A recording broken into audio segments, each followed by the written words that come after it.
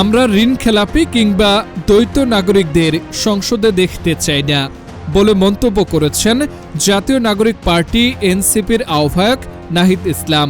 তিনি বলেন, ঋণ খেলাপি ও দ্বৈত নাগরিকের বিষয়ে যেসব সিদ্ধান্ত নিয়েছে তা বিএনপি এবং ছাত্রদলের চাপে। ইসির সামনে যে মব তৈরি করেছে, বিএনপি নেতৃবৃন্দ সেখানে গিয়ে চাপ সৃষ্টি করেছে। সোমবার যমুনায় প্রধান উপদেষ্টা ড ইউনূসের সঙ্গে এনসিপির প্রতিনিধি দল বৈঠক শেষে নাহিদ ইসলাম এসব কথা বলেন।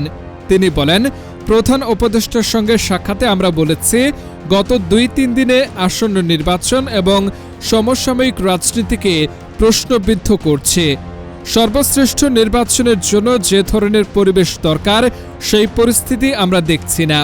নির্বাচন কমিশন পক্ষপাত দুষ্ট নির্বাচন করলে সুষ্ঠু নির্বাচন হবে না। সেই দায় অন্তর্বর্তী সরকারের ঘাড়ে আসবে। আমরা উদ্বেগ প্রকাশ করেছি, ইসিতেও বলে এসেছি, আবারও যাব ইসিতে।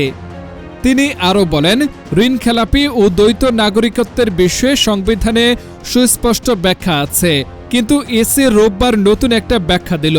এই ব্যাখ্যা দেওয়া হয়েছে বিএনপির প্রার্থীদের বৈধতা দিতে। আমরা বলছি, দ্বৈত নাগরিকত্ব জামায়াত সহ যে কোনো দলেই থাকতে পারে।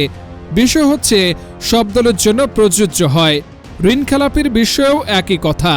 আমরা চাই না তারা সংসদে যাক।